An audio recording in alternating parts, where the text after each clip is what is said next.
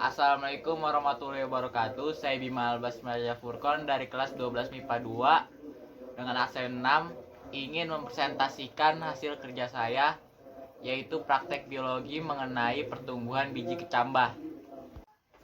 Sebelum mulai pada hasil praktek, saya akan menjelaskan dua faktor eksternal yang mempengaruhi pertumbuhan biji kecambah. Kedua faktor tersebut adalah air dan matahari. Air memiliki peran penting untuk mengaktifkan sel-sel yang bersifat embrionik di dalam biji, melunakkan kulit biji, dan menyebabkan mengembangnya embrio dan endosperm, fasilitas untuk masuknya oksigen ke dalam biji. Sedangkan matahari memiliki kaitan erat dengan intensitas cahaya, di mana intensitas cahaya sendiri berpengaruh terhadap pertumbuhan dan perkembangan kacang hijau, yaitu jika semakin tinggi intensitas cahaya, sebagian besar hormon auksin terurai oleh sinar matahari. Selanjutnya kita akan membahas hasil prakteknya. Pada hari pertama di tempat yang terang, biji kacang hijau yang diberi air terlihat mengembang dan kulit pembungkusnya mulai pecah. Begitu juga dengan kacang hijau yang di tempat redup.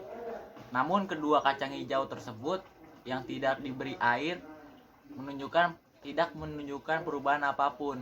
Selanjutnya pada hari kedua, biji kacang hijau di tempat terang yang diberi air sudah mulai pecah kulit pembungkusnya dan sudah mulai terlihat bakal batangnya. Begitu juga dengan biji kacang hijau di tempat yang redup. Namun, lagi-lagi kacang hijau yang tidak diberi air masih tidak menunjukkan perubahannya. Lanjut pada hari berikutnya, yaitu hari ketiga, dapat dilihat bahwa kedua biji kacang hijau yang diberi air sudah tumbuh sekitar 0,3 cm. Di hari keempat, tinggi batang tumbuh dengan sangat cepat pada kedua kacang hijau yang diberi air, baik yang di tempat kering maupun di tempat redup. Panjang batang di hari tersebut sekitar 1,5 hingga 3 cm. Lanjut di hari kelima, tinggi batang kacang hijau di tempat terang dan redup yang diberi air sudah mencapai sekitar 2-7 cm. Di hari ke-6, tinggi batang kacang hijau di kedua tempat yang diberi air sudah mencapai sekitar 3 hingga 10 cm. Lalu pada hari ke-7, batang kacang hijau yang telah diberi air, baik di tempat yang redup maupun terang, tingginya sudah mencapai 5 hingga 13 cm.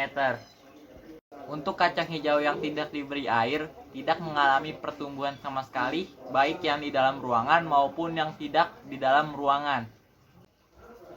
Demikian presentasi dari saya, kurang lebihnya mohon maaf. Terima kasih. Wassalamualaikum warahmatullahi wabarakatuh. Jangan lupa subscribe.